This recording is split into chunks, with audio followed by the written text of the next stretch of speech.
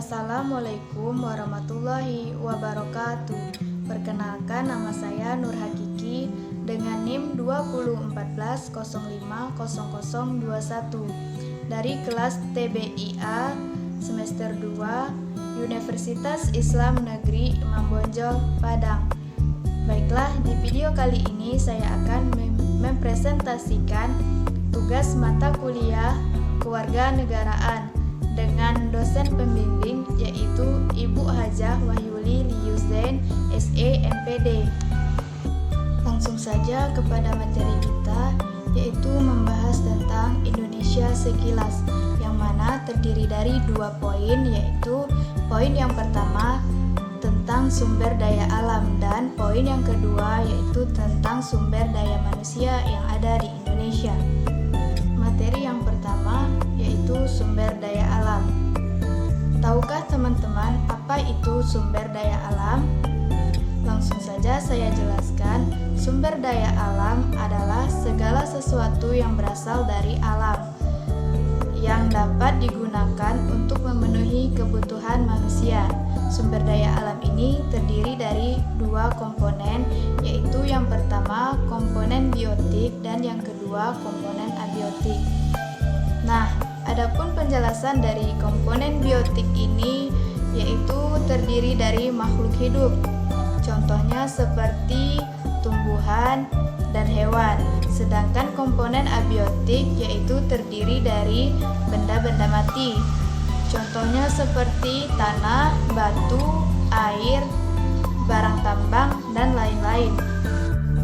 Potensi sumber daya alam yang ada di Indonesia terdiri dari hutan, lautan, minyak bumi, gas alam, dan batu bara. Yang pertama, kita akan membahas potensi sumber daya alam yang ada di Indonesia, yaitu hutan. Hutan di wilayah Indonesia adalah hutan terluas ketiga di dunia.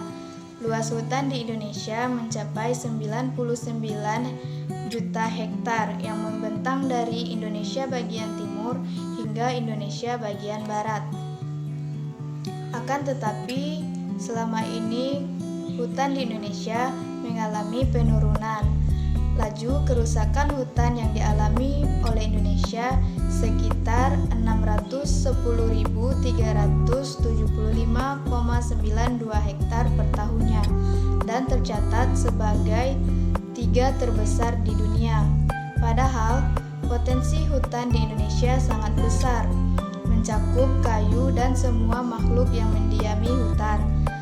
Keanekaragaman hayati yang berada di hutan bermanfaat dan berperan penting dalam keseimbangan lingkungan hidup. Potensi sumber daya alam di Indonesia yang kedua yaitu lautan. Indonesia merupakan negara maritim. Sebagian besar wilayah Indonesia terdiri dari lautan.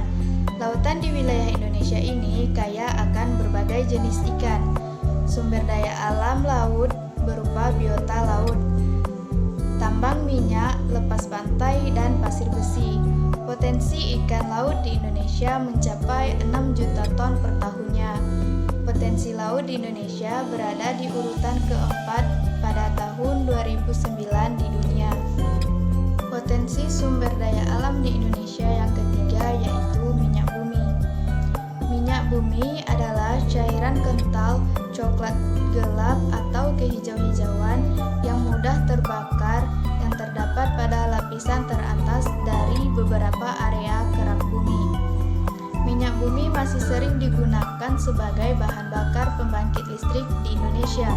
Perusahaan listrik negara atau PLN sebagian besar menggunakan minyak bumi untuk menghasilkan listrik. Potensi minyak bumi di Indonesia terus mengalami penurunan setiap tahunnya. Maka dari itu, Indonesia melakukan impor minyak bumi untuk memenuhi kebutuhan di dalam negeri. Potensi sumber daya alam di Indonesia yang keempat yaitu gas alam. Potensi gas alam di Indonesia sangat banyak. Diperkirakan cadangan gas alam di Indonesia sekitar 2,8 triliun meter per kubik. Cadangan gas alam di Indonesia hanya 1,5% dari cadangan gas alam dunia dengan sumber daya alam berupa gas alam sebesar itu menjadikan Indonesia sebagai negara pengekspor gas alam terbesar di dunia. Adapun negara tujuan pengeksporan gas alam oleh Indonesia yaitu Jepang, Korea, Taiwan, Cina, dan Amerika Serikat. Potensi sumber daya alam di Indonesia yang kelima yaitu batu bara. Batu bara adalah bahan bakar fosil yang terbentuk dari tumbuhan yang mati yang tertimbun selama jutaan tahun lalu. Lapisan itu terputus dari udara langsung dan mendapat tekanan terus-menerus dari lapisan di atasnya. Negara Indonesia adalah penghasil batu bara terbesar kelima di dunia. Indonesia menjadi negara pengekspor batu bara terbesar di dunia karena masih minimnya pemanfaatan batu bara di dalam negeri. Negara tujuan pengeksporan batu bara oleh Indonesia yaitu Hong Kong, Taiwan, Cina, Korea Selatan, Jepang, India, Italia, dan negara Eropa lainnya. Batu bara juga dimanfaatkan sebagai bahan bakar dalam sektor pembangkit listrik. Materi yang kedua yaitu sumber daya manusia. Adapun penjelasan atau pengertian dari sumber daya manusia ini adalah salah satu faktor yang sangat penting, bahkan tidak dapat dilepaskan dari sebuah organisasi, baik itu institusi maupun perusahaan. Nah, adapun pengembangan sumber daya manusia merupakan tujuan pembangunan nasional oleh Indonesia. Potensi sumber daya manusia di Indonesia meliputi 3 hal, yaitu yang pertama jumlah penduduk, yang kedua jumlah tenaga kerja, dan yang ketiga kualitas sumber daya manusia. Berikut ini adalah penjelasan dari 3 hal potensi sumber daya manusia di Indonesia. Yang pertama yaitu jumlah penduduk. Jumlah penduduk dapat menjadi salah satu potensi bagi sumber daya manusia di Indonesia. Indonesia memiliki jumlah penduduk yang sangat banyak, mencapai 255 juta jiwa. Tetapi jumlah penyebaran penduduk di Indonesia tidak merata. Jumlah penduduk terbanyak terdapat di Pulau Jawa. Potensi sumber daya manusia di Indonesia yang kedua yaitu jumlah tenaga kerja. Potensi sumber daya manusia dilihat melalui jumlah tenaga kerja adalah semakin banyak jumlah tenaga kerja yang diserap, maka pembangunan negara akan semakin pesat.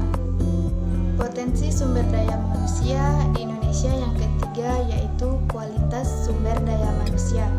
Jumlah penduduk yang banyak dan jumlah tenaga kerja yang banyak harus didukung dengan keterampilan atau keahlian. Apabila jumlah penduduk dan jumlah tenaga kerja yang banyak tidak didukung dengan kemampuan, keterampilan, atau keahlian, maka akan mempengaruhi kualitas sumber daya manusia itu sendiri. Jumlah sarjana yang lulus di Indonesia mencapai rata-rata 250.000 per tahun. Artinya setiap tahun Indonesia mampu mencetak tenaga kerja intelektual sebanyak 250.000 per orang. Tetapi kenyataannya tidak semua pekerja intelektual mendapatkan pekerjaan sesuai dengan keahliannya. Sekian penjelasan materi dari saya. Semoga bermanfaat dan apabila ada kekurangan atau kesalahan, saya mohon maaf dan kepada Allah saya mohon ampun. Saya akhiri. Wassalamualaikum warahmatullahi wabarakatuh. Sekian dan terima kasih.